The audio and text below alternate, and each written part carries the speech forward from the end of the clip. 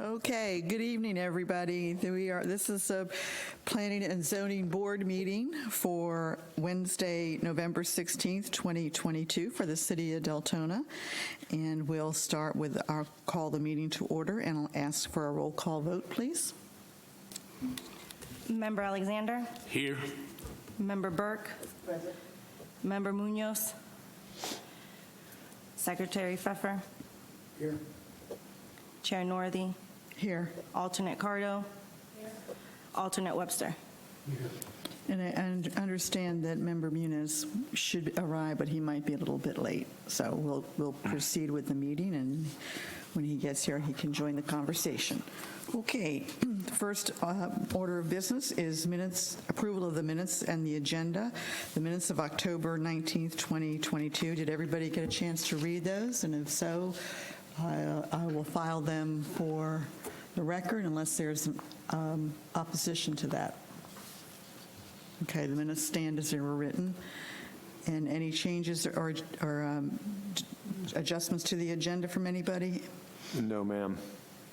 Okay, well, we're good then. Okay, presentations. We don't have any presentations tonight, right, no, Mr. Madam Chair. Paradise? Do we have anybody for public forum, for the open public forum? No, okay. So we will go right into, we have no old business, we'll go right into new business, and Mr. Paradise, you're on.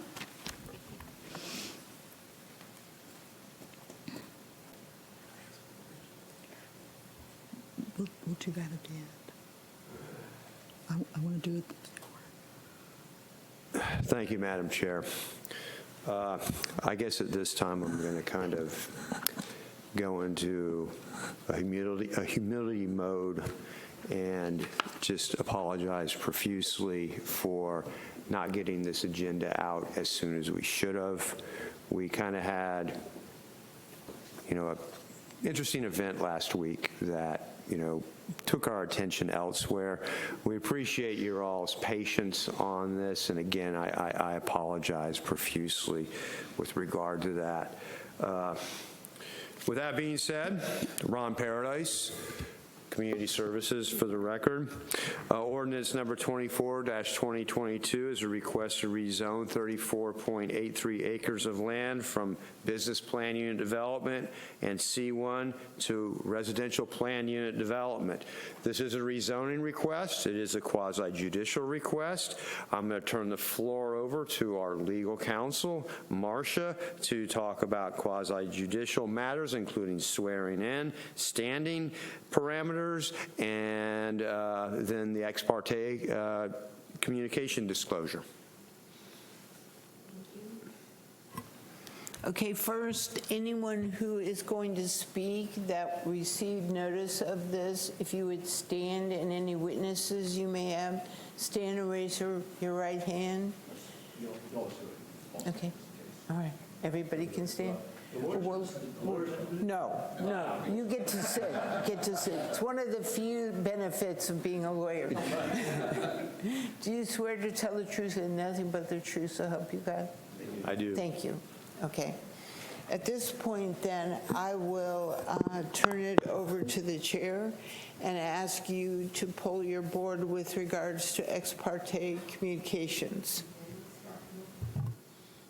Don't know how that got off. Okay, we'll start down here on the right with alternate member Andrea Cardo. If you would disclose any ex parte communication. I've had none. Okay. Susan? The only ones I had was going by the site previously, prior to the prior presentation. Okay. Dr. Pfeffer? None. Okay. Mr. Alexander? None for me. Okay. I'm familiar with the area. And Mr. Webster? And none for me other than driving past it a couple times a day usually. And Mr. Muniz is coming in. We'll just wait for a moment and let him get settled and ask him for any ex parte communication, so we'll have everybody done, okay? Welcome, Ruben. Thank you. We're happy to have you here tonight. That's no problem. Family issues. I understand. It's that time of year especially. We are doing ex parte communication within the board, and if you have had any ex parte communication, can you disclose that now? No, I don't have any. Okay. Thank you. Thank you. Okay. Mr. Paradise. Just as a reminder, when the final vote is taken on this by this board, if each member would give reasons based on substantial and competent evidence for their vote, it would be greatly appreciated. Just a little background, the Planning and Zoning Board heard the comp plan amendment that's associated with this project at the last meeting on October 19th. The City Commission heard the comp plan future land use map amendment, which was from commercial to medium density residential on November 7th, 2022, and they did approve that request. This is the accompanying rezoning, just kind of a little housekeeping. The city cannot act on the rezoning until the comprehensive plan, future land use map matter is settled. The goal is to develop this project with 277 units featuring single-family individual cottages, duplexes, and townhome type of units. The project is what is known as a build-to-rent format, meaning the project will not be held or subdivided into fee simple ownership by the residents. And what that means for the city, one of the rationale for approving this project is it does result in a tax-based benefit for the city, is the fact that this project will not be subject to any tax relief we see sometimes with individually owned residential units like the homestead exemption. Again, the tax the tax base improvement's important, and this project also does expand options for housing within the city. Obviously, the city's dominated by single-family dwelling units on individual lots. The goal is to ensure, however, the project is a high-end product when it's built and moving into the future. With that being said, staff is working with the applicant to finalize a development agreement. The following themes, which is taken from the staff report we'll be discussing, is the project will not be converted to an owner-occupied format without there being city commission approval through a major amendment to the BPUD. The units will not be used for short-term rentals, less than 6 months. The project will be extensively amenitized to include the below rightly designed facilities. And what I mean by rightly designed, appropriately sized for the population expected to be served. We anticipate there'll be over 600 people living in this neighborhood at build-out.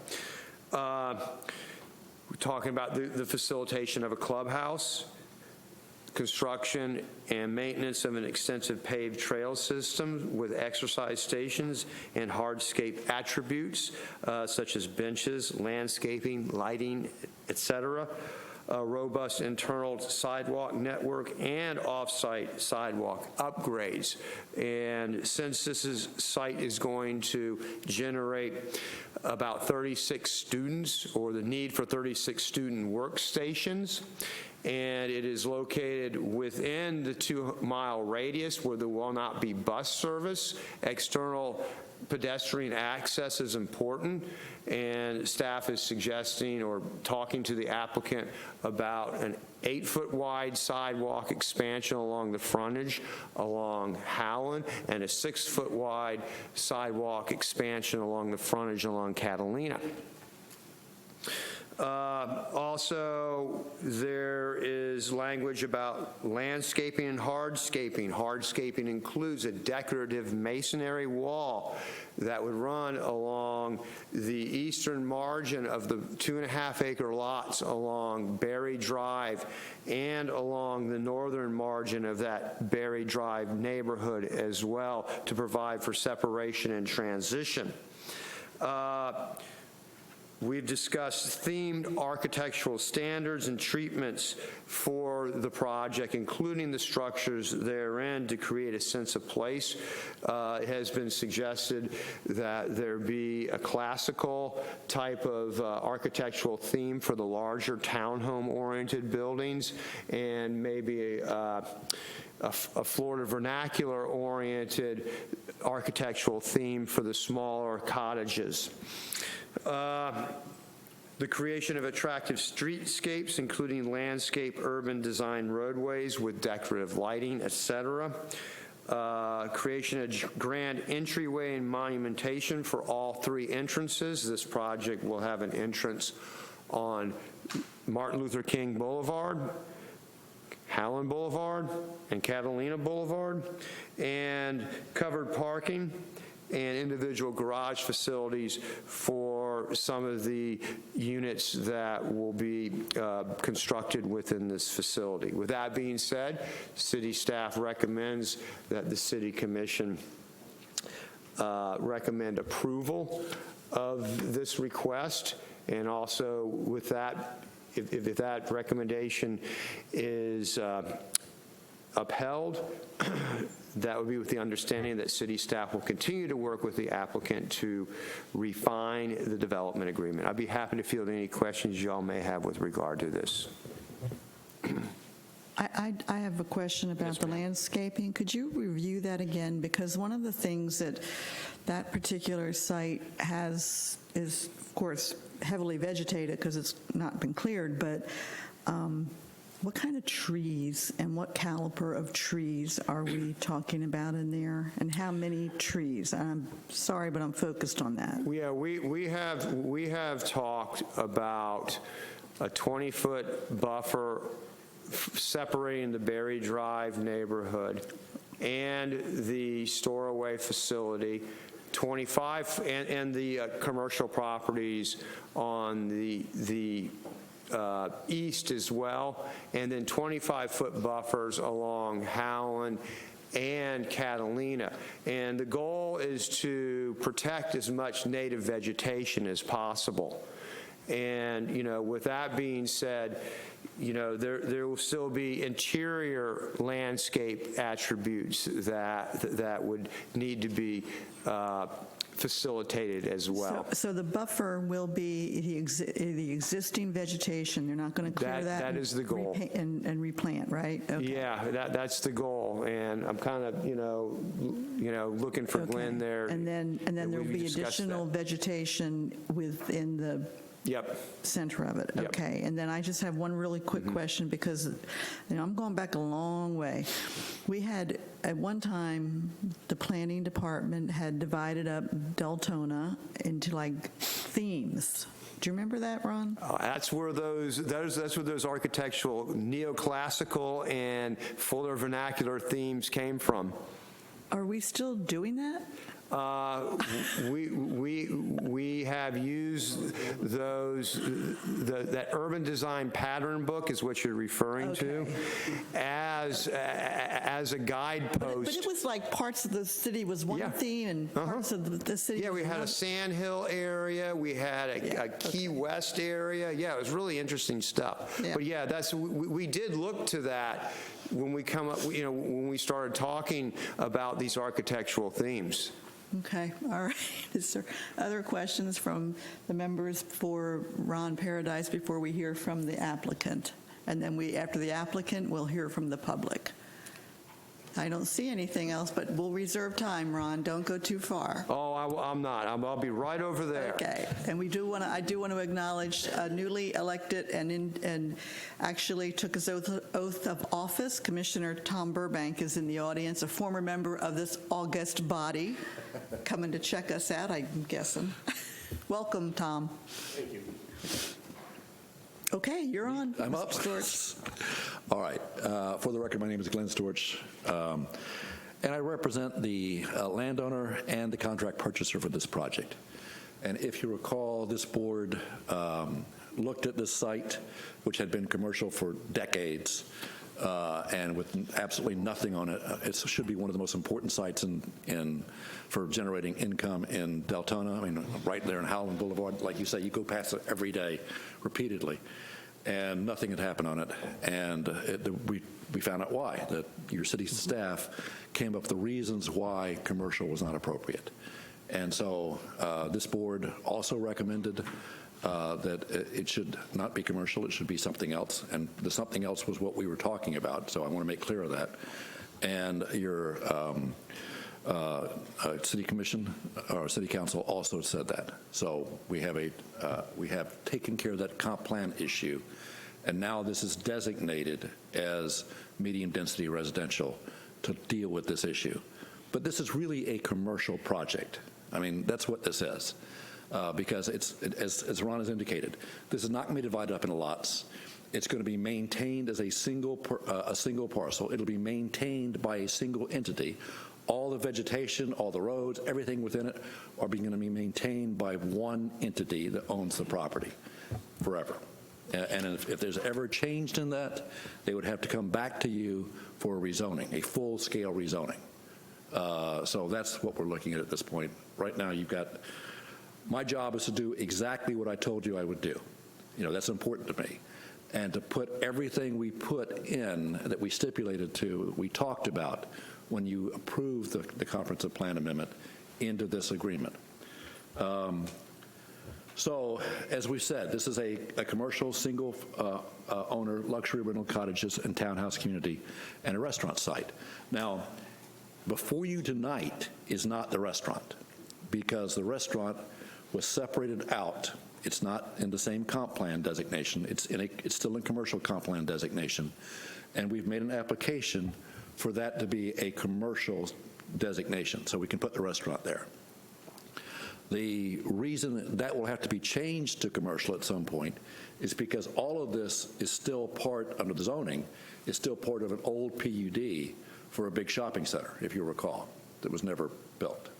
But for purposes of the board, is the commercial zoning site located on this map, or is it off? It's the area that's it's up next to the storage area. It's that gray area. Okay. We've tried to design this so it'd be consistent with a sit-down restaurant like an Outback or something like this. At the same time, what we've done is we're building this and designing this so it is consistent with this site. So all the stormwater from that restaurant will go onto this site. So the restaurant site doesn't have to have its own stormwater. So it'll be a pad-ready site to make it easier to attract that restaurant to that location as quickly as possible. Okay. And we already have Daryl, the owner, working on that idea to get that restaurant in that place. So that's part of it.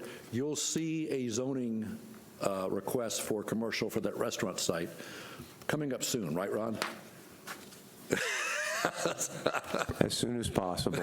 Okay. But I don't anticipate a problem with it. I mean, like I say, it's already zoned commercial, it's comp plan commercial. It just has to be changed from that old PUD. Okay. All right. So, but it's being developed as both of them. It's being developed as part of the entire thing. The commercial rental community and the restaurants being developed together and planned together, and stormwater and everything else is being designed together. And all the roads, of course, are part of this. I want to share, I mean, I'm sure you guys know this, but this is a plan unit development. And the reason I say that is because that's important.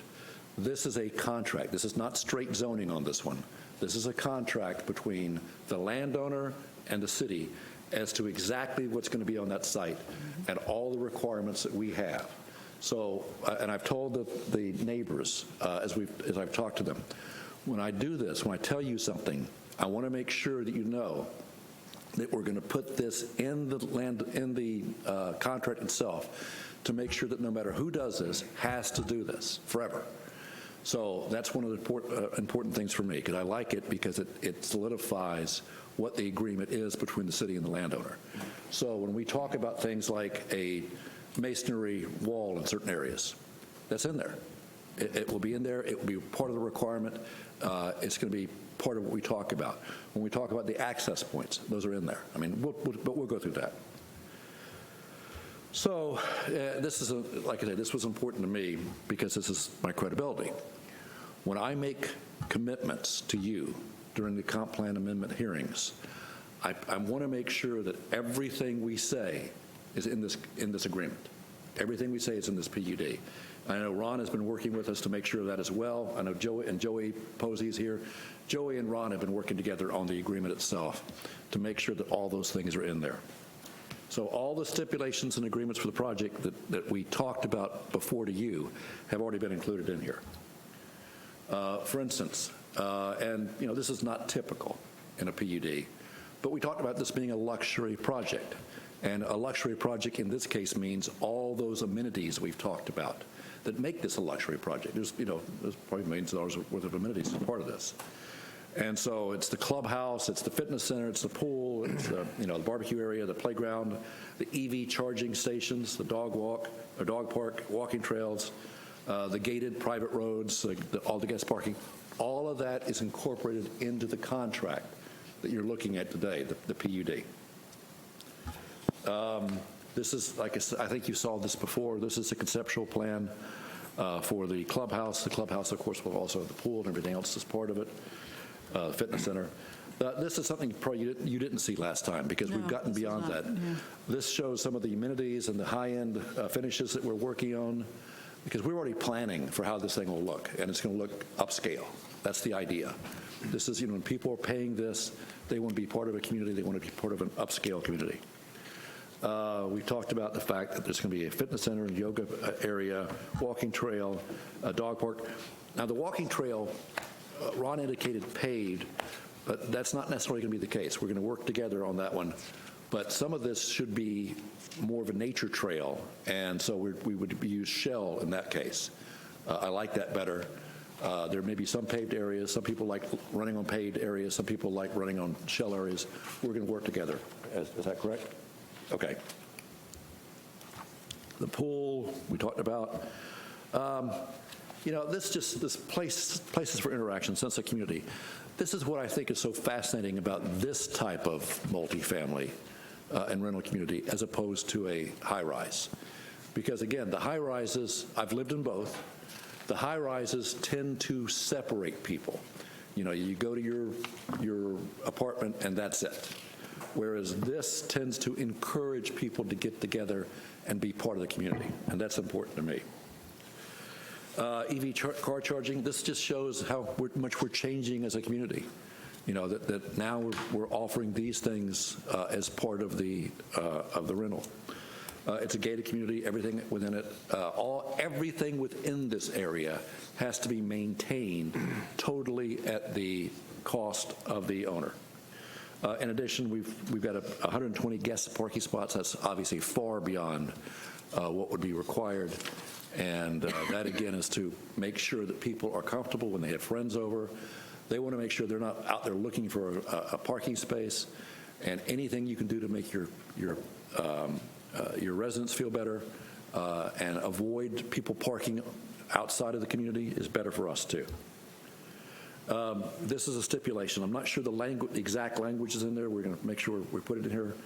But I've talked to a couple of neighbors. Again, along that Berry Road area and along the entrance off of Martin Luther King, there was concern that just the vegetation was insufficient, and they wanted to have a masonry wall, and the client has agreed to that. So I have a minimum 6-foot masonry wall will be installed next to the neighbors to ensure that privacy. There will also be the vegetation as well. All that vegetation will still be there, the 20 to 25 feet. And by the way, Ron mentioned 20 to 25 feet next to the neighbors. That is around the perimeter of the entire property. So it's not just that. I mean, it'll be, and you'll have fences, of course, within that as well. But what you're going to be seeing is not these homes. You're going to be seeing a vegetative buffer and entrances. So that's the goal. But this was important to me, just to put it here at this point. We're also having another neighborhood meeting, or a neighborhood meeting, actually.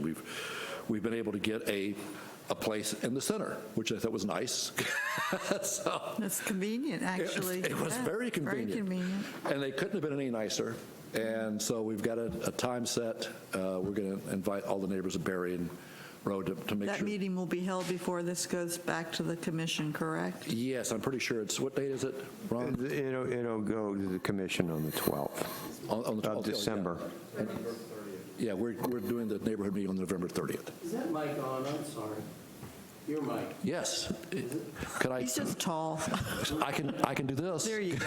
There you go. Sorry. That's probably better. I apologize. It's a common problem with me and mics. You don't have to hold it. I'm sorry. You're fine. I can just do down. How's that? My fault. All right. So, so this is important, and we will. If this is not in there now, I've talked to Joey, and Joey and Ron will clarify that this is in there as to exactly what will be required to be built. And Ron is correct. It'll be stuccoed and look very nice on both sides. Okay. So we've talked about the fact this is individual cottages and townhomes rather than the typical multi-story, multi-family. I think we talked about the rents last time as well. These are about $1,400 to $2,300 per month, depending on the size. We're still looking at the costs. When we were here before, the costs were way up. Costs are beginning to drift down, so that may be helpful. Not for the rents, but for the construction. Yeah. These are some of the conceptual elevation examples we have now. I know Ron wants to continue to work on some of the architecture, so we'll continue to work with him.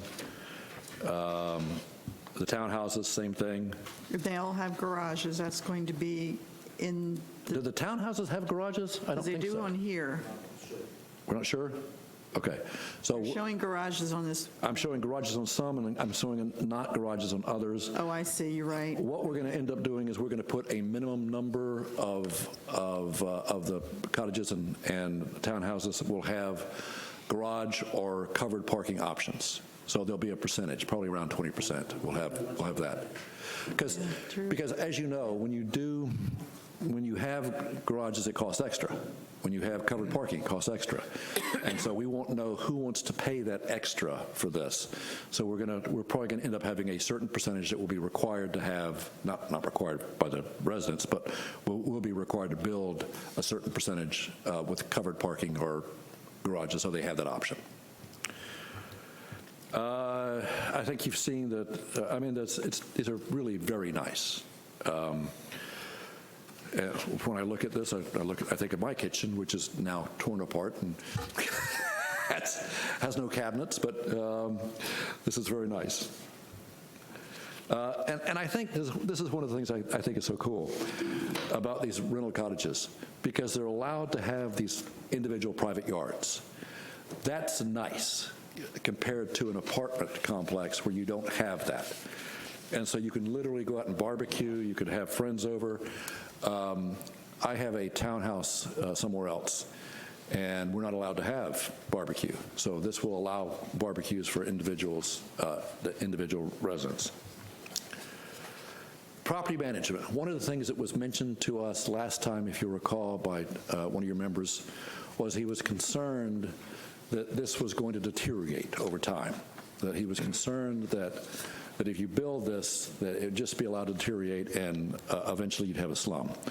Obviously, when you're putting $70 to $75 million investment into a project, that's not going to happen. But more importantly, I think it's important to show, and this is what was asked of us last time we were here, can you show us some examples? And so we have examples. This will be managed by something known as Asset Living. It's the fourth largest apartment manager in the United States. Manages over 175,000 apartments throughout the county or through the country. These are some of the projects they have. If you'll notice, this one here is this first one, Emerson Celebration. That's been there for 8 years. Obviously, looks impeccable. Palmetto Place has been there 14 years. That's how you manage an apartment to maintain value.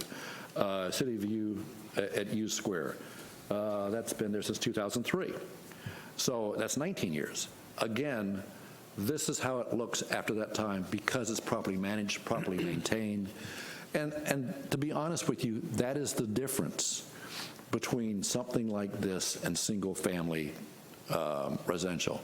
Single-family residential, once you've sold that lot can be managed and maintained depending on who owns the property. Sometimes it's really great, sometimes it's not. And when you have this much investment, it's going to be managed properly. And I'm just telling you that these are examples showing how it has been, how it will be, and this property will only increase in value. And just to let you know, in the RPD, it specifically says that the owner or a single entity designated by the owner shall be responsible for all operation, maintenance, and repair of the property. And again, that we're not allowed to divide the property up. It's that simple. This is like an apartment complex, but better. This just goes into the why it seems better. I mean, they're incredibly, these cottage apartments and cottage homes and townhouses, rental communities, have been very popular because I think people do not want to be in the multi-story areas. There is a need for them. There is a huge need for rental, especially for upscale rental. You have all these people coming in. You have millennials coming in that do not want to commit to buying a home right now. You have retirees tired of taking care of homes right now. I can attest to that. And you have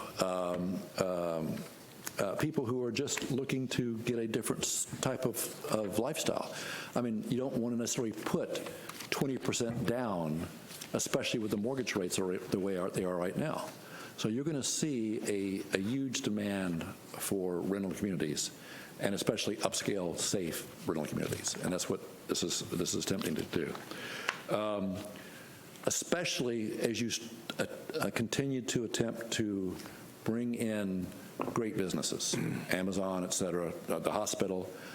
Nurses, for instance, badly need apartments. They badly need rental communities because they're not usually able to buy a home because they often don't stay in an area for that long. I mean, they move. I know the one hospital in New Smyrna was having a difficult time keeping nurses because there was no place for them to live. It's the same thing at Advent in Orange City. We've talked about Is it really? that. And I've talked to the administrator at Halifax. There's a real need for housing. It's interesting because, as you know, New Smyrna didn't have very many rental options at all. We did a rental community there called Beacon Cove. That thing was rented out in less than a month. And the hospital actually came to support us because of the fact that they needed it so badly. So those are the sort of things we'll look at, and those are the things that one of the reasons why these things are a good deal for everyone. It's a win-win. Obviously, one of the things that we want to make sure and do is do this the right way and plan this the right way, and Ron has been a big help in that. So what we're doing is, you've talked about tree preservation. You're required to have 3.6 acres of tree preservation, of preservation area. We're putting 5.5 acres in. All the area that you're talking about that we're showing is large buffers. Almost all of that is going to be natural vegetation, as much as we can maintain. As you know, pines, especially sand pines, are difficult to build around. Yeah, I'm not asking for the sand pine. Okay. I get that. I get that. But the other stuff is great.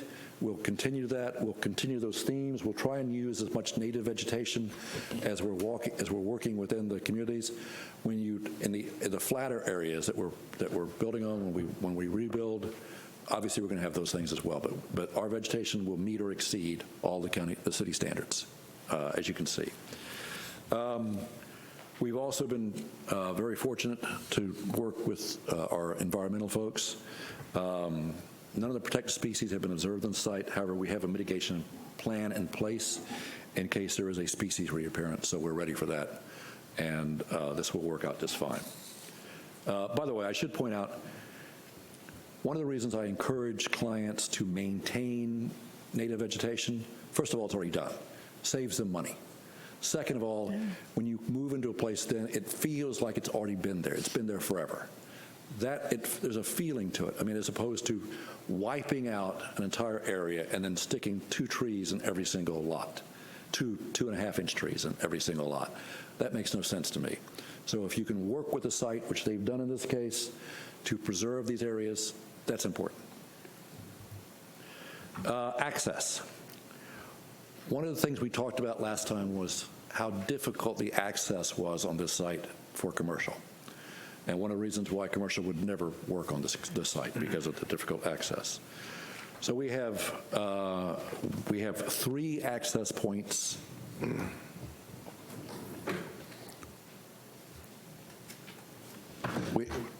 I'm sorry.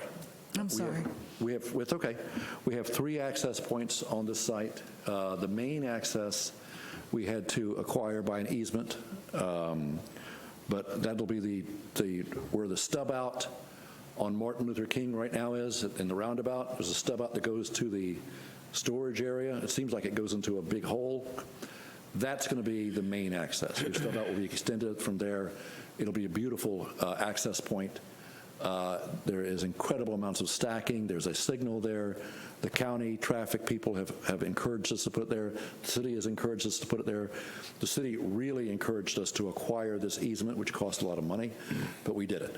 And so that's going to be the main access. There'll be right turn ins and right turns out on Howland, and there'll be again a minor access on Catalina, which is also a signalized intersection. That will disperse traffic. It will reduce the pressure on the road network, relieve traffic congestion. And again, the fact that this is walkable to schools, walkable to the grocery stores, et cetera, I think that's a big help. What you did, but with your recommendation to change this from commercial to the medium density, is you have significantly reduced potential traffic in this area, significantly, by about 16 to 1 from what you could have had on that site if it was commercial. In addition, we've done a traffic analysis already. We've worked with the county extensively. We know that there's going to be several improvements that will be required, one of which is we'll have to extend the northbound left lane on Martin Luther King. We'll have to extend the westbound left turn lane by 25 feet. We'll have to extend our eastbound, we'll have to create an eastbound right turn lane at the right in and right out side access driveways on Howland. So there'll be some significant things. As we continue to go through the process, there may be more improvements that will be required. When we work those things out and we get that from the county, and we'll incorporate those into the PUD itself, and that will be part of the agreements. As I indicated to you before, this is about a $70 to $75 million investment. We're coming off the $75 million now because prices have gone down, if you can believe this, by about 10% in some areas. I can't believe that. But for some of the things that were really high when we started this, it's beginning to cool. Trusses are cheaper now, surprisingly. So maybe we'll see some of the other stuff follow. I don't know. But it's still a huge investment. Based on the $75 million, that's about a $900,000 a tax bite per year, just for the rental community. Obviously, when you throw the restaurant in there, that'll be extra. That's probably another $1 million worth of value. Probably more. In addition, there's about $2.85 million in impact fees just for the rental community itself. That does not include the restaurant. So, in conclusion, this is everything we said we would do. It is consistent with the proposed amended comprehensive plan. In fact, it's on the low end of your densities there. There's a staff recommendation of approval for this. The PUD agreement incorporates the stipulations, and the project will be a tremendous benefit to the taxpayers and City of Deltona. The taxpayers especially, because by providing this tax revenue, it gives the city the opportunity to not increase and potentially decrease residential taxes. So I'm available for any questions. I've got our entire team here tonight, which I thought you'd appreciate. including the engineer. Would you like to introduce them so that we know who's sitting out there? Or what they're... I'd like for them to introduce themselves if they'd like to. Y'all stand up. Quick engineer. My name is Alan Benson, Mass Development. My name is Nika Serrano, I'm also Mass Development. I'm Matthew West with LTG. Joey? That's Joey. That's Joey. Okay. It's Joey Posey. He's actually my law partner, so. He's Glenn's law partner. He's right. Okay, let's start down at this end. What we're going to do is we're going to take questions from the board for Mr. Storch. Then we will go to public participation. Then we'll come back to the board if there's any questions for Ron at that time before we take a vote. Can I have the opportunity to respond if there's any? Oh, absolutely. All right, thank Yes, you. absolutely. Thank you. Mr. Webster, do you have any questions? Mr. Muniz? Any questions? Mr. Alexander? I have a couple. Sure. This is totally rental, open to everybody, every age group, families. It is. Anybody can rent at this place. Right. There's not going to be any restrictions on that at all. No. The entryways, I noticed you were pointing out, they're all going to be gated. Every single one of them will be gated? Yeah, I mean, just curious about that. The other thing, and I was reading about what they're requiring you to do with the turn lanes, which was going to be a question of mine, and I saw it in here, except for the restaurant.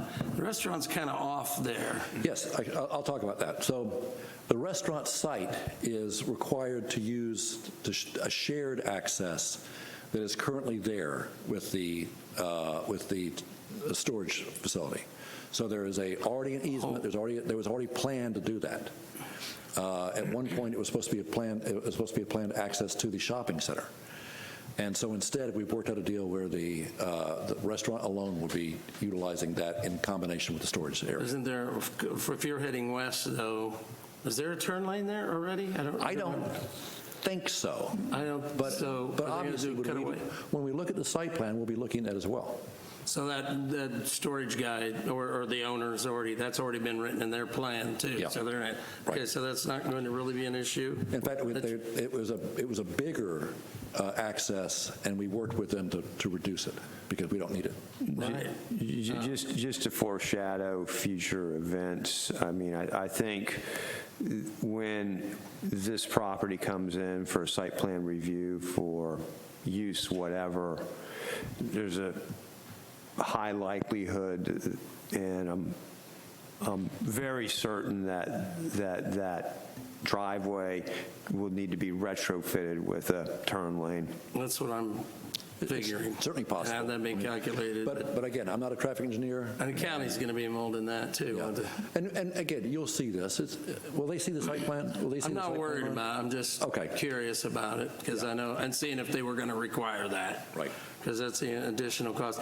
And the last thing, I'm just, with the kids, I don't know, the only thing I know they're expanding the sidewalks and everything, but my kids went to Timbercrest, Galaxy, and Deltona High School. I would never let them walk from this point to Timbercrest or Galaxy. Yeah. Not so much the high school. I know it's still a long walk.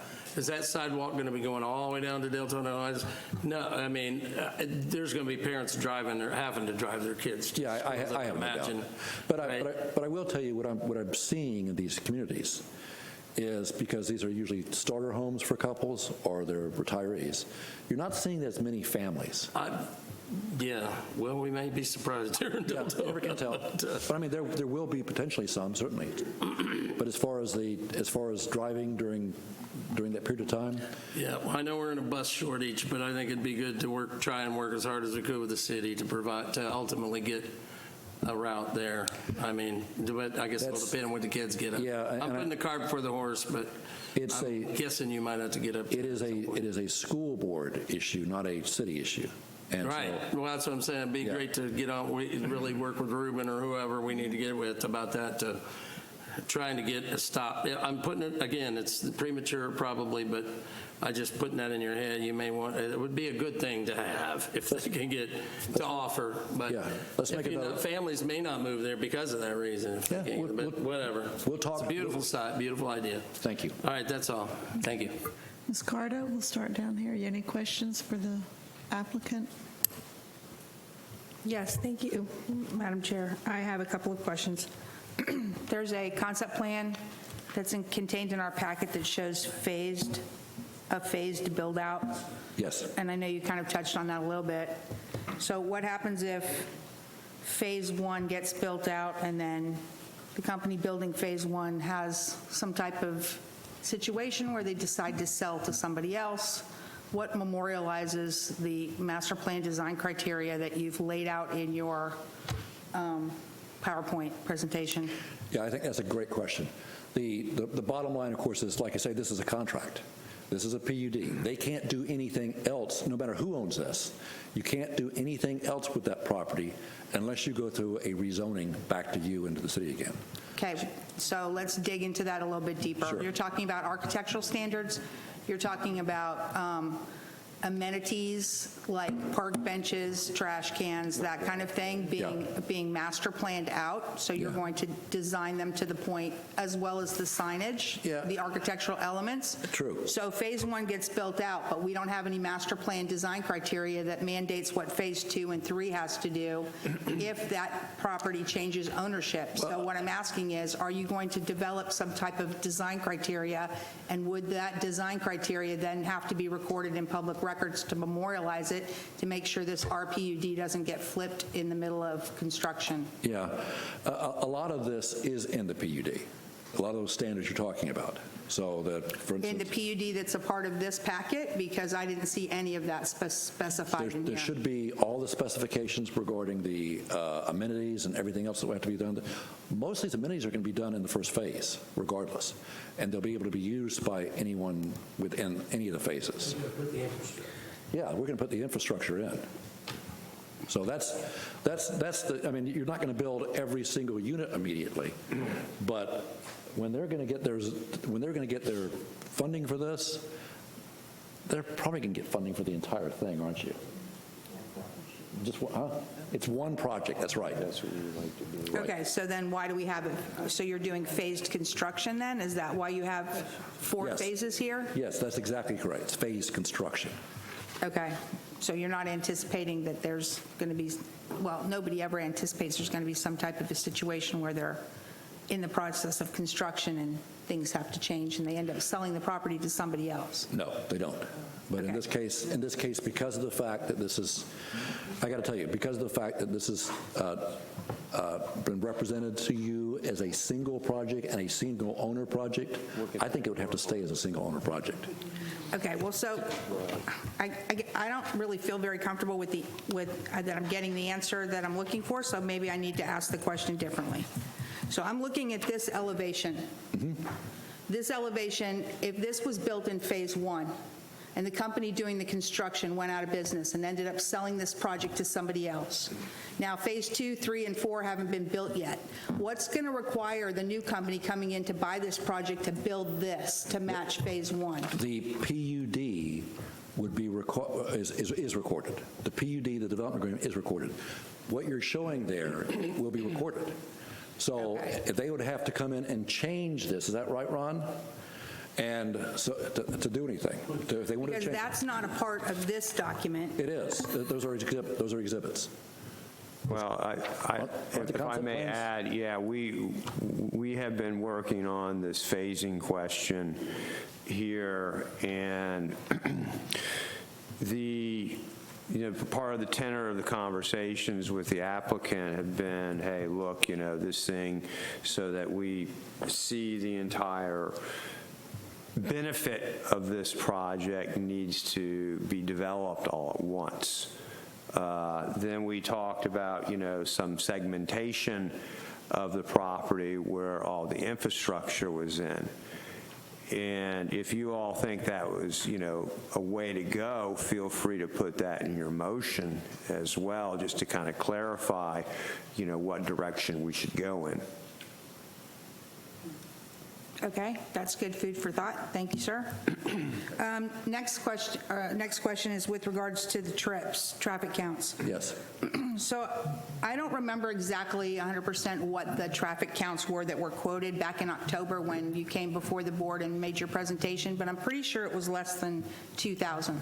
But the documentation that I'm looking at today is representing the 2,354 trips, and I'm wondering how come it's gone up. No, it wasn't. It hasn't gone up. It was. I thought it was more than that. I thought it was. Well, this is the numbers that were discussed, okay, were based on hypothetical for the commercial, because the commercial, they had like, I remember a number of 18,000. 36,000. Yeah.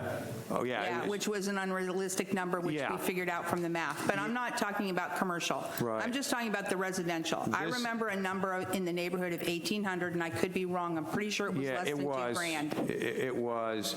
This number, the 2, 3, 4, 5 that you see in the staff report is out of their traffic analysis. Yeah, and just to clarify, I mean, I've got the traffic report here.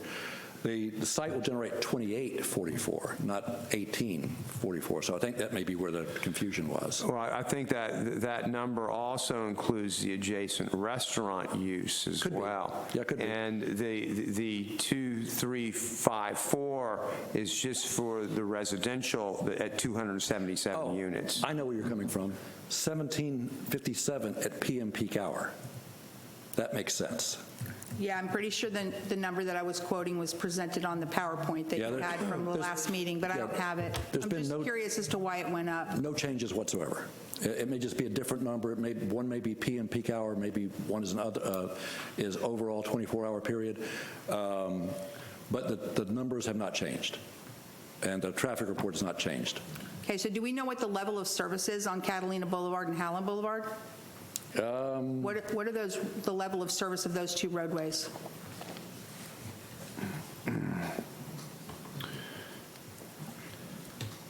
By the way, the commercial was going to be 18,000 trips. Yeah, this report was prepared by a different traffic engineering firm, and I'm Matthew Weston with LTG at 1450 West Granada in Ormond Beach. Mr. Target Durrs prepared this, and as I recall looking at it, my numbers are different from his, but the conclusion's the same. He was basically demonstrating that this land use change and rezoning would be a reduction in overall potential trips, as Ron said, by the most theoretical maximum development program. One thing I believe in here that he did not do when he did his comparison is he did not include the 6,000 square foot restaurant in his comparison. He did it straight as a residential. So that might be another reason the numbers are different. Do you have the So level here's of the service? PowerPoint. Thank you so much. This PowerPoint shows commercial, and we don't even have to go there with commercial. Catalina Point, 1,851 trips per day in this PowerPoint, and the staff report shows 2,354. Our report, the traffic impact analysis we submitted, we got a methodology approved by Volusia County. We had the traffic study approved by Volusia County in September of this year, as well as a prop share agreement, a proportionate share of our traffic mitigation was approved in September. The numbers we had, and these are net trips, not gross trips, because there could be some internal capture and there's some pass by. I believe is 2,133 daily trips and 166 PM peak hour trips. So do you know what the level of service is? What is the level of service on Howland Boulevard and Catalina Boulevard? I think I can field that question, Mr. West. Okay. Thank you, Ron. Would you? The level of service on the policy level of service is E on Howland. The policy level of service is D on Catalina. Okay, but they're operating right now within capacity. I believe I'd have to check the traffic counts for Catalina, but I know it's way under the LOS of D, and there is capacity on Howland.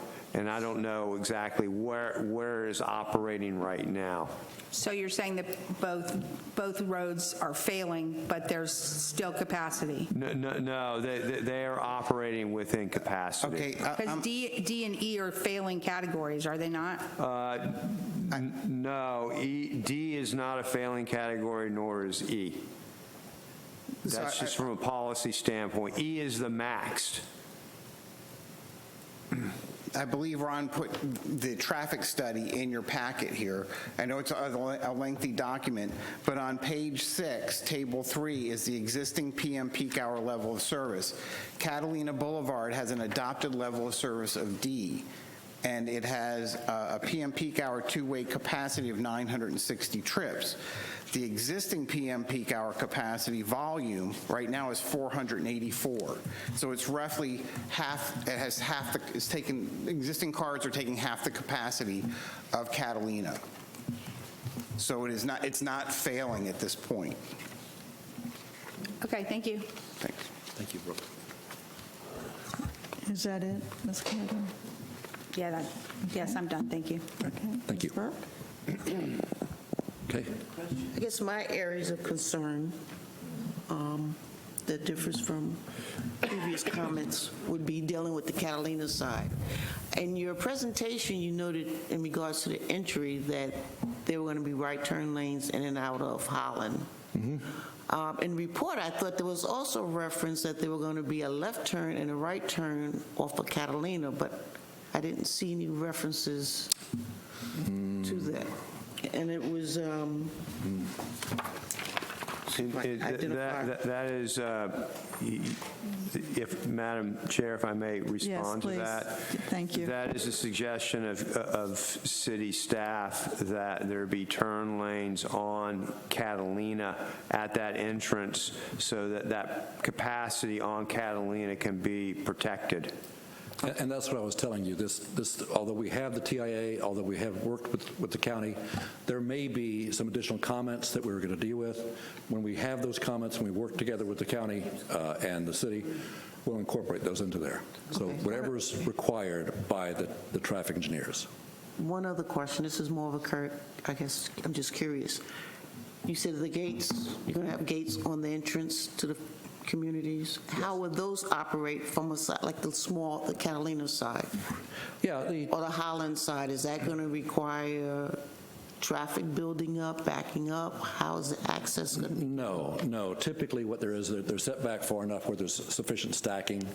So if you have a few cars coming in, there's sufficient stacking. Obviously, there's no issue at all with Martin Luther King. That's right. Great. But the other ones, there will be sufficient stacking. Is that correct? Okay. And they've looked at that very extensively. Okay. Thank you. Anything else? Okay, thank you. Dr. Pfeffer, any questions? Is there a definition of high-end or luxury? Well, I will tell you that what I've found is it's the amenities, it's the appointments. When you're looking at, again, from a luxury home, you look at stainless steel appliances, things like this. That's usually incorporated into these apartments or into these luxury buildings. But more importantly, usually it's all the amenities. The fact most apartments do not have things like a clubhouse. Some of them have a pool, but they don't have the size of pool we're talking about. They don't have walking trails. They don't have dog parks. They don't have EV charging station. All those things that we're adding to this make this a luxury apartment or a luxury multifamily. Okay.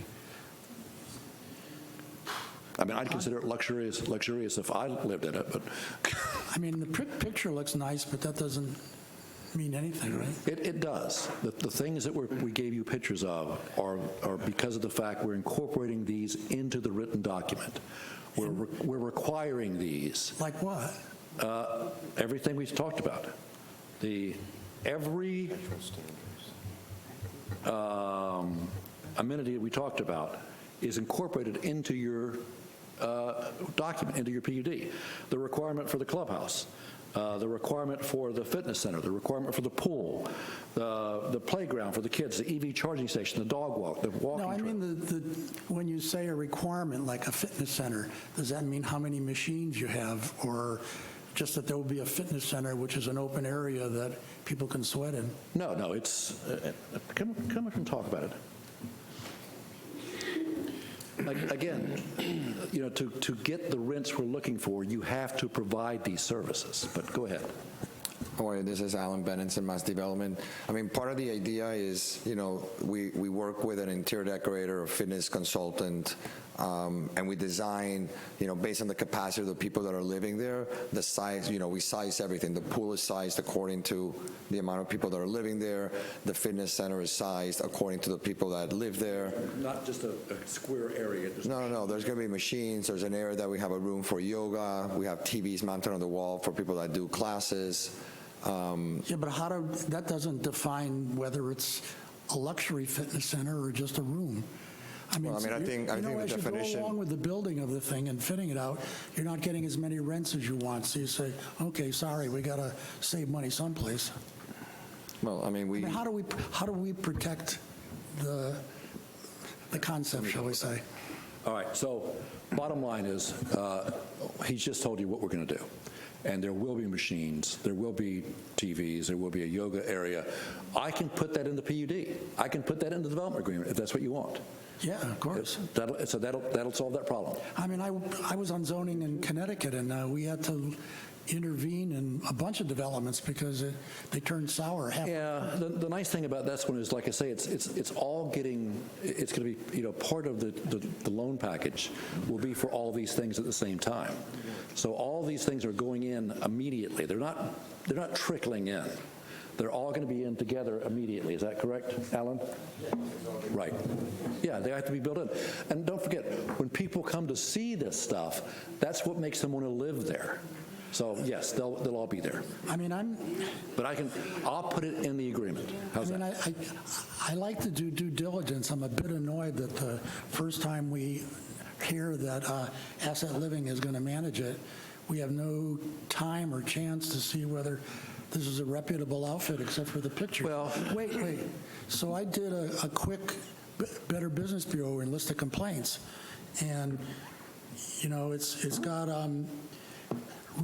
reason for rating of asset living, an F. And it says failure to respond to 70 complaints filed against the business. 83 complaints were filed against the business. So that gives me a chill, because where's the due diligence that we have to perform to get a feeling that we're doing a good thing? I mean, I'd sell my soul for an Outback, so that's a separate issue. We are you have to understand, we are the owners. This is who we've been working with. We were working with JMG Management, which has now been absorbed by Asset Management. So JMG is who we're working with as far as making this take place.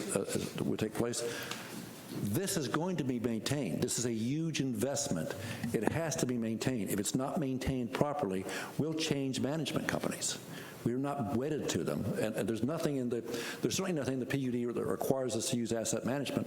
But JMG has been a very good management company, and we have examples of how they managed these places in the past. As far as complaints from residents, I have no idea. I mean, everything on the internet now I can't trust. So. That's not fair. Most stuff on the internet I can't trust. Wouldn't it be a percentage of, how many residents you're talking about? If they got 80,000 residents and there's only 80, I had no time to check it. that's a pretty good number. I mean, I'm sure everybody gets complaints. Just from what I've got, they managed 175,000 units. You got 80 complaints out of 175? Not bad. Okay, thank you. I have, I'm sorry, you finished, Dr. Becker? Do we have a performance bond? There will be a performance bond as part of the site plan process, if we get to there. So it'll be large enough to cover all of the... No, it would only cover the infrastructure that would be part of this project. Okay. Mr. Storch, I just want confirmation from you that the 8-foot sidewalks, and I understand what Eric is saying, what Mr. Alexander is saying about walking conditions, but that those will be, as Mr. Paradise had said, you are negotiating that? We're negotiating that. I will tell you right now, part of my problem with the 8-foot sidewalks is that you've got basically 5-foot sidewalks everywhere else, and then you're going to have this pod that comes up that would be expanded. Here.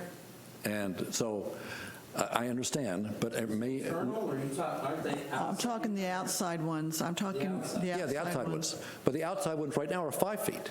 I appreciate that, but that is, we're trying to improve the community, and an 8-foot sidewalk should be standard, actually, Ron, in my opinion. It should be, and when we talk about moratorium issues, that would be one of the things I would raise, is 8 foot is. Trust me, I understand, and you can certainly include that as part of your recommendation. I can't agree to that at this point until we continue to work together, because I am worried about the idea of all these 5-foot sidewalks that would then go into just one little section of 8 foot and then go back into 5 foot. It doesn't seem like it fits right.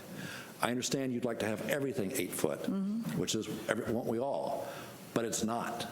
And getting the rest of that to 8 foot would be a nightmare. So maybe we can compromise somehow. At least on Catalina, it should be, because that's where the schools go. We're going to talk about that. My property's on Catalina, and I have an 8-foot sidewalk that goes into a 5-foot sidewalk. And how is it? It's fine. It's great with me, except for power washing an 8-foot sidewalk every 6 months is a tremendous task. But it makes a difference. When we walk on an 8-foot sidewalk, it makes a tremendous difference. And they go from 8 feet to my neighbor behind me is outside the subdivision. Hers is 5 feet. I appreciate that, and we're going to take that seriously. Is that right, Alan, and work with them? Yes. Okay. Okay, all right. We will go to, is there public participation tonight? Do we have anybody for public participation? Yes, Farley Kalp. Welcome. You'll give us your name and address for the record, please? My name is Farley Kalp. I live at 2855 Berry Drive, Deltona, Florida. My neighbors call me a fool because I'm coming here and trying to fight this. They tell me that no matter what, big business is going to force this down our throats. Okay, and this is a waste of my time. But I am going to give you guys the respect, okay, and at least try and tell you where we stand. Okay, half of this development was originally a part of our subdivision. Half of it was originally 2.5-acre lots that didn't get sold off. Somebody bought it into a big lot, turned it into commercial because they claimed it would be great commercial and getting everybody to change it. And then nothing happened with it, okay? But it was originally part of this. We have 2.5-acre lots. We are now surrounded by the center on one side. We've got the storage building in front of us, and now we're going to have this around us. What are you going to plan to do with our properties? Okay? Because now we are trapped, okay? We got residential trapped inside of all this commercial that's going to be developed. Okay? How are we going to sell our properties to somebody who wants privacy when we don't have it anymore? That's why we bought our properties, was privacy. That's why we have 2.5 acres of property. Okay? Because we like our privacy. We're going to lose it. They're cutting across the storage unit. Okay? They're going to still take out the barrier we have between the storage unit and everything to build a road. They didn't put their fence there to block it. All that vegetation is going to be gone.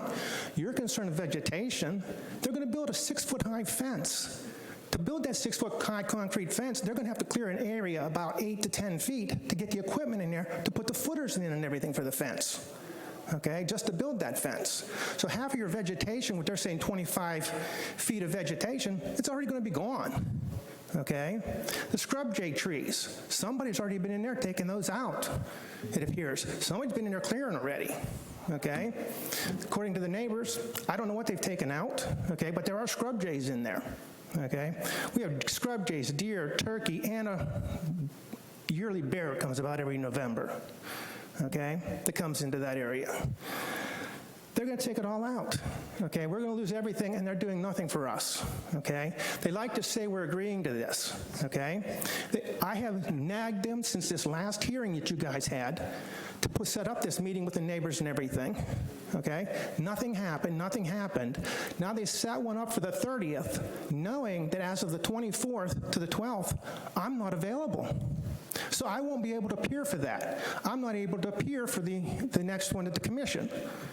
Okay, so I won't be there to speak out. I won't be there at their meeting of the neighbors. Okay? Mr. Storch, I was told when I was available. I'd like to know why he scheduled it, that I can't be there. Okay? He knew my schedule. But this is what we get from him. This is just getting shoved down our throats. We don't like it. Okay? This neighborhood is single-family homes, large 2.5-acre lots. When we bought, my neighbor's been there for 40 years. Okay? I'm only 7 years. They've been there for 40 years. They are long-term residents. We got a disabled veteran there. We got other people who are too old to be able to come in here to even fight for their rights, okay? And nobody cares, it seems. And they say no matter what happens, this is going to get shoved down their throats and nothing they can do. I'm the fool, they tell me. So please, I ask you, please think about us there at Berry Drive, what you're going to do with us, and try to not make me a fool. Thank you. Thank You you. said Barry? I'm sorry, sir, you said Barry? Barry, yes, Barry, B-A-R-R-Y. I'm looking at an aerial, and I'm still not seeing where your houses are anywhere close to that. It is not. I don't see, It's dirt, correct? This section here, the whole. I see it where it's, I'm looking at an Berry aerial. Drive goes up into there, okay? Okay, I just want to clear it, sorry. All right? Mr. And Storch, then this would you like section all over to here respond to any is of a part of that? the originals. Okay, I'll give you just a few minutes, then we'll go to Ron for last questions, and we're going to Just a take few a minutes. vote. Yep, Berry Drive is a private easement that goes back in there. The subdivision that he's talking about obviously has been terminated a long time ago, probably when they did the rezoning for the commercial. There's nothing there. I've reviewed the title. No subdivision remains on that site, so I've dealt with that issue. The issue as far as the neighbors, it's important to me that those neighbors, especially the neighbors that are adjoining this property, are happy with what we're doing. I'm trying to create buffers between them. I will tell you that if this was a commercial area, I don't think those buffers would exist. And these are all one stories that will be next to those areas. So that's one of the things we're also committing to as part of this. I want to make sure their privacy and security are as much as it is right now. Mr. Kalb does not live next to the property. He lives across Berry on the other side. So, but those other folks, I'm going to make sure that we do everything possible. I did not schedule this meeting around Mr. Kalb's schedule. It's nice you would think I would have that kind of ability. I don't. I just found a day that we could all be there and found a day that the center was open, and I was really happy to get it, to be honest with you. Thank you. So that's it. Thank you. Mr. Storch stays there just in case we have some questions. Are there questions for Mr. Paradise? We'll start down here at this end. No? Okay. Ruben? No Questions? question. For either? No questions for Barry. Question, Mr.? Okay. Do you have a size of the performance bond, or what would be the performance bond if we protect the amenities under the bond? The performance bond isn't set up for the amenities. I think the best way to deal with the amenities here is just to ensure what is built, where it's built, and when it's built. And I think, when it's built is the most important thing, is that, however this is segmented, that, there be a recommendation that the entire amenity package be built along with the at the same time. Okay. So you would if we recommend this, that the amenity package be part of the first phase? Yeah, or however that's handled, including all the infrastructure as well. I mean, that should be part of the bond, or however we want to structure our approval tonight. Yeah, the way the land development code is set up, it's just for infrastructure. Yeah, and if I can clarify that, I want to make sure the big ticket items, they're going to all be built first. The clubhouse, the pool, the fitness That's what I center, was et gonna cetera. ask. There's a walking trail, for instance, that will be part of the rest of the thing. You can't build that in advance. That comes along with. Right. Yeah, Okay. okay. That was my question. And generally, in one of these developments, isn't the clubhouse built like They're first usually thing? built first. Right, yeah. exactly. Right, and Because that's the- what makes them attractive. Right. Ms. Burke, anything less? Okay, Ms. Cardo, anything? Okay. Then we are at the time where we need to have a motion. I would like to make a motion. Ms. Muniz? I would like to make a motion to approve Ordinance 24, 2022, Does that include 8-foot sidewalks? including the sidewalks, correct? All right, thank you. I gotta, can I make a little pause here to make a question? Sure. To Mr. Paradise.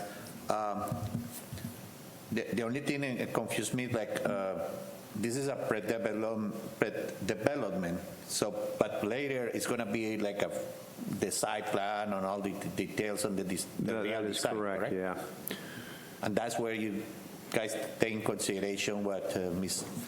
Yeah, Minority was. the site plan will capture everything that's decided in the development agreement and be a more detailed rendering of the master development plan that has been shown. You know, That does not come back to us, though. no, it does not. Right, right. And, you know, we're talking about infrastructure and all these amenities and so forth, you know, that would, you know, include also the turn lanes and all that good stuff as well. Okay. Does that satisfy you, Mr. Muniz? Do we have a Just to second? clarify. Okay, Yeah. thank you. Is there a second to the motion? I'll second the Wait a motion. minute, I've got to get a second here. Okay, stop, everybody. Did you just second that, Mr. Alexander? Yes, I second the motion. Okay, you seconded it, okay. Now we can go to comment. And Mr. Alexander, did you want to make a comment with your second? No, I think I've said enough. Thank you. Okay, and Dr. Pfeffer? Okay. I would like, when it goes to the commission, that you have investigated the Better Business Bureau F rating and have an explanation. Because I think that with that hanging over our heads, that's... Okay, that is not part of the motion, but I would ask that Mr. Paradise maybe look into that. Is that appropriate? We can Ms. do that. Attorney? We can do that. Okay, Yeah. Or thank you. our lawyer. Well, she just said she Okay, would good. do I that. said- Marcia, Yeah, yeah, okay. thank you.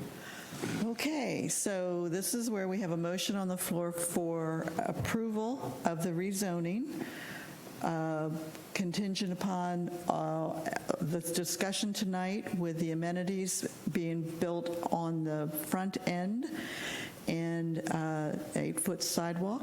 And what else, Mr. Paradise, did we miss? The infrastructure and the amenities being The put in, you Okay, know. so, Yep. all right, and so we will now take a roll call vote, and when you have Excuse me? your, I'm when sorry. you comment, please tell why you're voting, which way you're voting, so, Sorry, I have a quick question. oh, I'm sorry, Ms. Cardo, I didn't see I you. apologize to interrupt you, but I have a quick question. Is there any way that we can amend the motion so that we can include the architectural renderings and the architectural elevations to make sure that the community is consistent through all the phases? Madam Attorney, or, I'll just stipulate that there are going to be exhibits to the PUD, and I'll stipulate there are going to be exhibits to the PUD, and we'll record those as part of it. okay, Fair enough, thank you. okay, so if we could have a roll call vote, please? Member Alexander? As I second the motion, I approve the motion to move forward with this. I think this is a great alternative to the residential things we have in Deltona now. I think this is a great new concept. As I understand, the phases are they're different. Each phase is kind of, you got the townhomes, and then you've got the cottages, and then you've got, so the phases are being made that way because they're different kind of construction, correct? But any I've ever seen in this, like you said, the infrastructure is put down first anyway. The clubhouse is built first. We're going to count on investing this kind of money that they're not going to go under anytime soon. I believe it's going to be a great addition. And I have to point out to Mr. Berry that I'm sorry about but I have to agree with Mr. Storch. If had this gone to become commercial, you really would have seen a lot of people coming in and out all day and up and down the streets, and at least people are going to be leaving their homes and coming back to their homes. It's not going to be nearly as much traffic and noise and problems as if that had been a shopping center. Okay. Thank you. Thank you. Member Burke. I agree to the motion, and I guess the basis for it is consistent with our comprehensive plan. It is a great addition to the community. I think Deltona can use the rental property. The hospital needs the housing for its personnel. There's been no indication that it'll have a negative impact on the environment or the natural resources, and it would have a positive effect on the economy. Obviously, it would add to the tax bases, which is not always should be a consideration for us, but the reality is that Homestead does bring down the money that we bring in, and here's an entity that will not have the benefit of a homestead exemption that will bring money and also provide a service that the community can use, which is the rental property and luxury rental property. That's the one thing I think Deltona needs to do, is step up its game to include high-end matters as well as the average moderate housing needs. So I say yes. Okay, thank you. Member Munoz. Yes, I vote yes, and I believe that in the long term it's going to be a good project for the city, and that's the only comment I'm going to make there. Secretary Pfeffer. Yeah, I mean, I think the city desperately needs, I don't know what you want to call it, mini centers with real sit-down restaurants, and, this could be the core of further buildings. So I know I gave you a hard time, but that's our job. So I vote yes. He deserves it. I gotta give him a hard time. Okay. Yeah, that's what he gets paid for. Chair Northy. Did we do everybody but me? No, we didn't do. Oh, okay. All right. Yeah, let's do everybody, and then I'll vote last. All right, alternate Cardo. Sorry? Ms. Cardo. I'm voting yes. Unfortunately, I feel like we've been hamstrung by this comp plan amendment that was changed. I know that we're a body that just gives our opinion to city council, and they overruled our opinion. So I think that the developers have done a good job of trying to make sure that everybody's concerns and what they're looking, all of the impacts are taken care of. So hopefully, I'm not sure how we do that with the residents, but I think that what the development is going to do is, or the area is going to be as best as we can make it. But I am concerned about the residents, and I am concerned about the number of traffic, the number of cars on the roads. So I don't know how we mitigate those impacts. I don't know that we can, but for the project to move forward, I guess we have to take the good with the bad. So here we are. Thank you. Thank you. Alternate Webster. I'm going to vote no, because I've been out of town for the last 2 months, and I haven't had a chance to really study it. And I just wanted to know more about the impact fees, and it's a good concept, but right now I just can't vote for it. And Chair Northey. I vote yes because it's consistent with the comp plan, and I think it's going to be an excellent project for the city. It's the kind of housing that we need, and I have confidence with my past experience with this attorney that he will make sure his client keeps his word. Absolutely, and I should point out one thing. Member Cardo, the council, the commission, or the city commission, city council? Commission. City commission. They listened to the planning board. The planning board voted in favor of changing that comp plan. So that's... Yeah, it was a split vote. Yeah, it was a split vote, but there was the majority was in favor. Okay. So they did listen to you. Okay, I think we have a 1-2. How many people we have up here? 6-1. I'm as bad as the mayor was the other night. Can't count. 6-1. Is that correct? 6-1 vote in favor. Okay. Well, congratulations. Thank you for everybody coming out tonight on this. This is important, obviously, to the future of Deltona. But I mean, we're the only one on the agenda, so I really appreciate everybody coming out. Madam Chair, just one statement for the record. And I think I mentioned this early on in my presentation. You know, this zoning action is kind of moving, you know, a little bit behind the land use. Any zoning can't take effect until that land use map is otherwise, you know, decided and determined by the VGMC and the DEO. Okay, all right. So that concludes that business. I know we have a board comment from Dr. Pfeffer, but are there any other staff comments? I just wanted to say, as someone who's been with the P&Z for quite a period of time as the lawyer, you guys are doing a great job, and I really appreciate the questions this evening. Yeah. They came from a lot of different places, and they were very well thought out. And just as, you know, a land use lawyer for more than 40 years, I'm the type that actually gets excited about seeing a board working so well together and having all of you participate and having such good questions. Well, thank you for that, Marcia. That means a lot. And so I think the City Commission is very well served by having all of you sitting here and reviewing it and them getting able to, you know, review your comments. And I think it's important that we keep talking about that because, you know, we came from a difficult birth in many ways, and so I mean, it's never perfect, but with all of you participating, everybody taking it seriously, and the give and take, it's something that I'm just a big enough nerd about land use to appreciate. So thank you. Please pass that along to the City Commission so that they know we're serious and we. And I appreciate that also, because a good project can withstand hard questions. Not a problem. Right. I really appreciate the questions, and you guys are very well informed, I got to tell you. So thank you. Okay, we have one. We'll go to board comments. We'll start down with Ms. Cardo. Do you have anything else to add? No, ma'am. Thank you. Bye. Okay, and Dr. Pfeffer, I believe you, Ron, this is for you.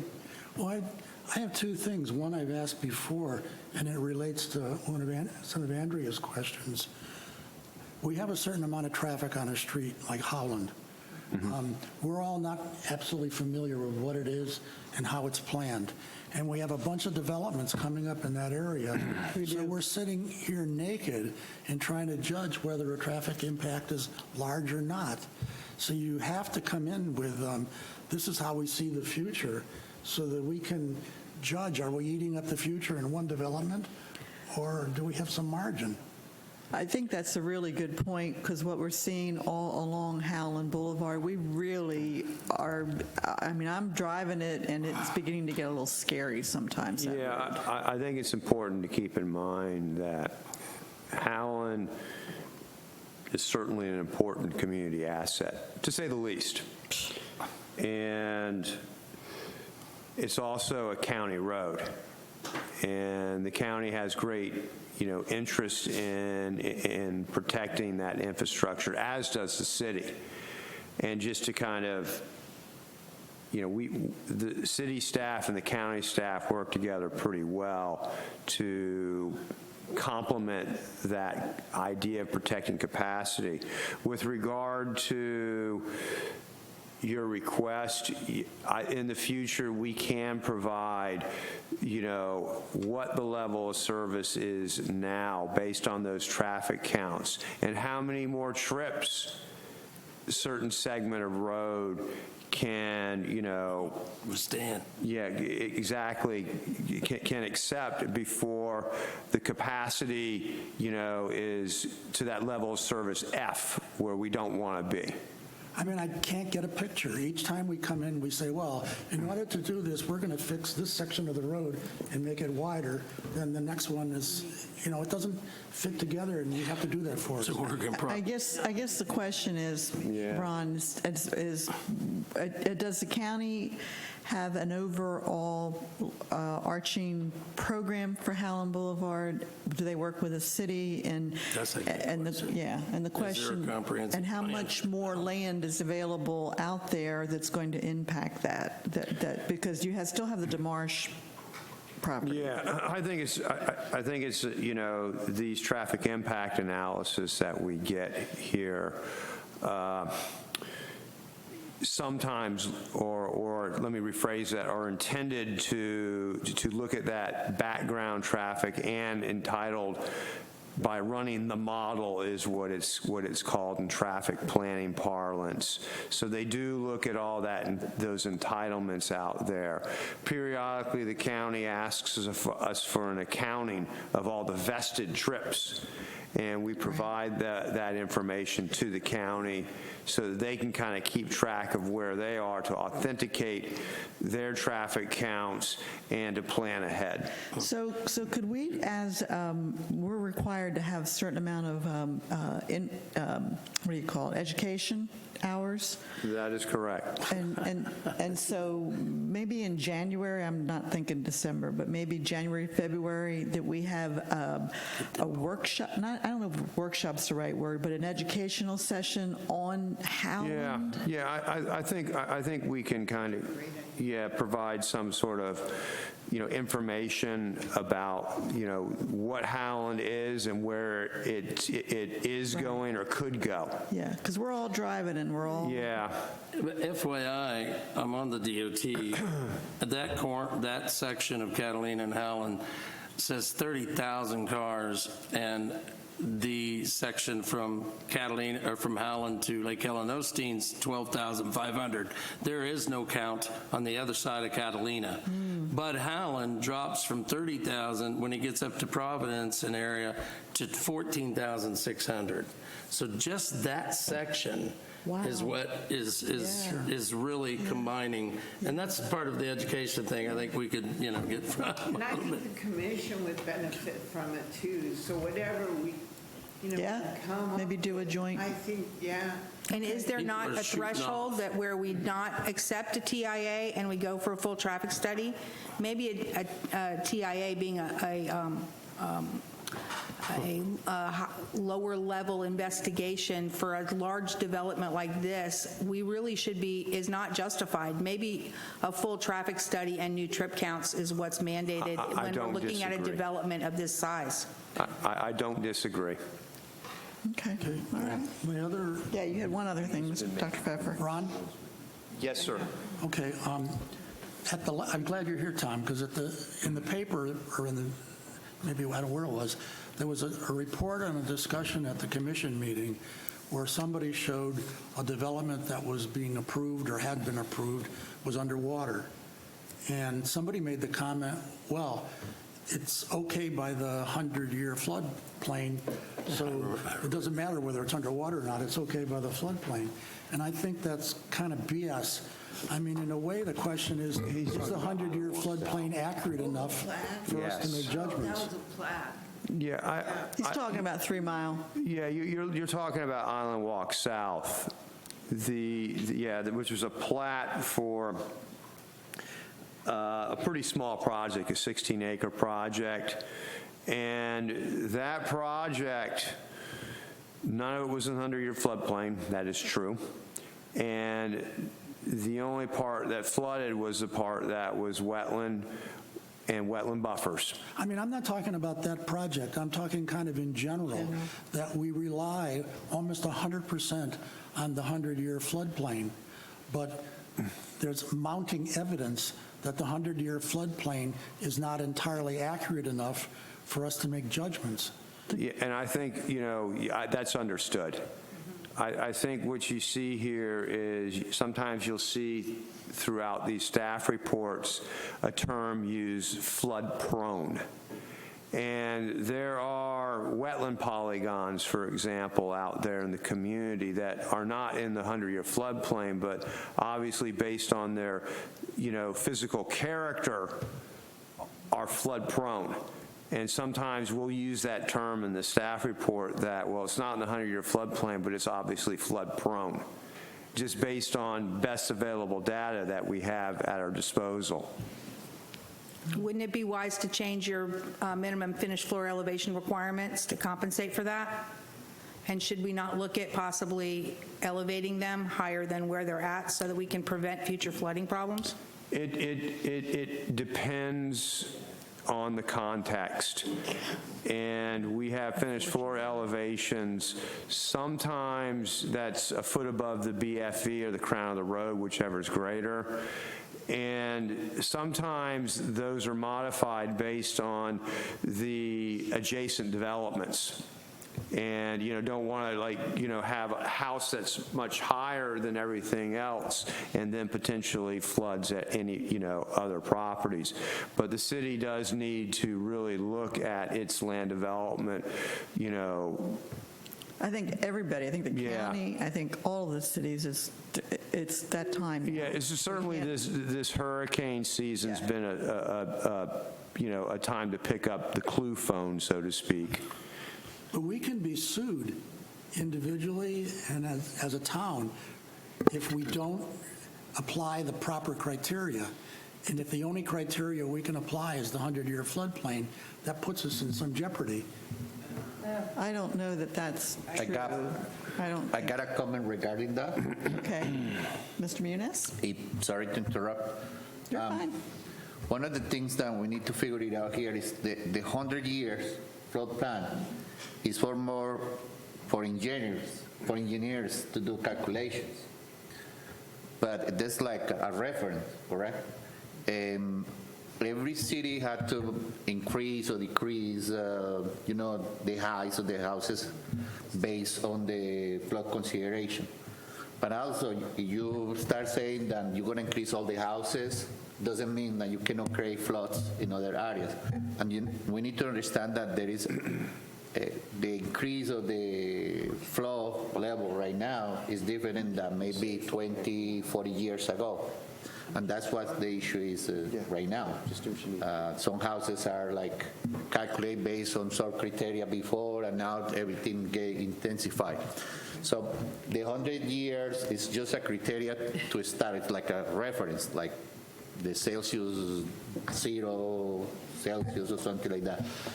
What we need to adjust is how much we need to raise the new properties, but the old ones stay the way. Yeah, and I don't think we're going to get that settled tonight. But I understand. Yeah, okay. There's nothing else. We're going to call this meeting adjourned for the night. Thank you all for your attendance here, and thank you, Commissioner, for attending as well.